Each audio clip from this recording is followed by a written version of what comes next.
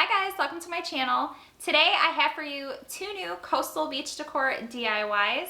I did a video with some coastal decor pieces a few weeks ago and I absolutely love the way that they turned out. So I went ahead and made a few more and that's what I'm going to be showing you guys today. I have a driftwood candle holder and also some decorative nautical balls. If you guys want to learn how to create them, then just keep watching.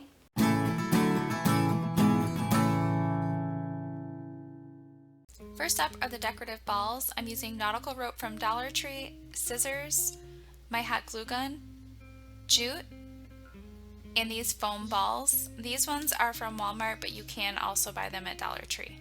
To start out, I'm taking some hot glue and I'm placing it in the center of the foam ball, and then I'm placing the nautical rope on top of the hot glue so that it sticks to the ball. And I'm doing this as straight as I possibly can so that my nautical rope lines are straight as well. I'm continuing putting hot glue on the ball and then placing the nautical rope over top over and over and over again until I get to the end of my ball.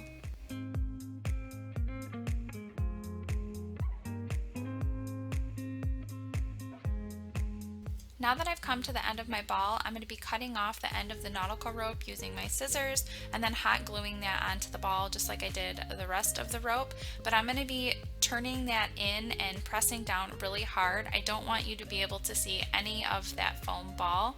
And then once I've got that all glued down, I'm going to start back in the middle with my nautical rope with a new piece of rope, just hot gluing it on like I did the rest of the ball.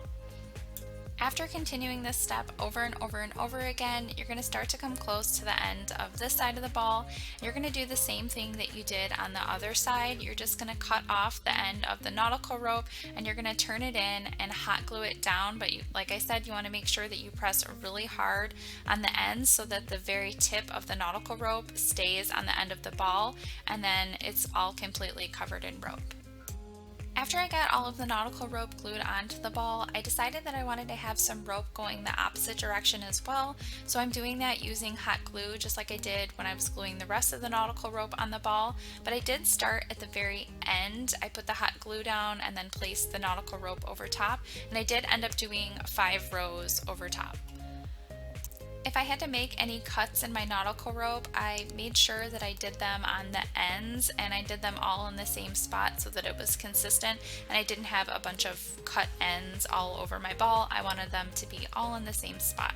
Once I've come to the end of making my 5 rows, I'm cutting the nautical rope and then gluing the end piece down.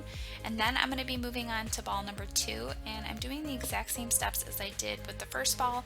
I'm placing hot glue down on top of the ball in a straight line, and then I'm placing the nautical rope over top of that, and just over and over and over again, repeating that step until I get to the end of the balls.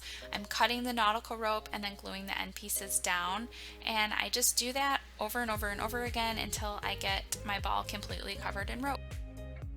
Once my ball is completely covered, I'm gluing on 5 rows of rope going in the opposite direction. The rope bundles from Dollar Tree that I used are 9.5 feet per bundle, and I did use 2.5 bundles per foam ball, and my balls are 4 inches. And that's it for this one. Let's move on to DIY number 2. For the candle holder, I'm using scissors, my hot glue gun, jute, a sea star, driftwood, and a glass jar. I'm starting out by taking some jute and I'm going to be attaching it to the bottom of my glass jar. To attach it, I'm just simply going to be making a knot. Once the knot is made, I'm going to be wrapping the jute around the glass jar over and over and over again until I get almost to the top of the jar. When wrapping the jute around the jar, I'm keeping it very tight as I'm wrapping, and I'm also keeping it as close to the other jute as I possibly can so that I can keep everything straight and it doesn't move around. Now that I have all of my jute wrapped around, I'm going to be cutting off the jute and I'm going to be tying a knot on the end of it so that all of my jute is secure around my glass jar. Next up, I'm going to be attaching my driftwood to my glass jar. To do this, I'm going to be using my hot glue gun, and since my glass jar isn't straight up and down, I'm just attaching the hot glue where the driftwood hits on the glass, which on mine is towards the bottom and towards the top. And before I actually attach each driftwood piece, I'm making sure that it fits well next to the piece that I had previously attached, because each driftwood piece is shaped a little bit different. I'm continuing this step until the driftwood is completely covering my entire jar. To do that, again, I'm placing the hot glue onto the driftwood and then I'm putting the driftwood onto the glass jar. I'm holding each driftwood piece on there once I've attached it for a couple of seconds until the glue is all the way dry. I don't want my driftwood pieces moving around, so I want to make sure that they're dry before I let go. The reason I attached the jute around the glass jar before I started gluing the driftwood pieces on is because my hot glue does not stick to this glass, so to make sure that my driftwood pieces were actually going to stick to the glass, I needed something in between the two. Now that my driftwood is all attached to my glass jar, I'm going to be wrapping some jute around the center of the driftwood, and to attach the jute I'm going to be using some hot glue.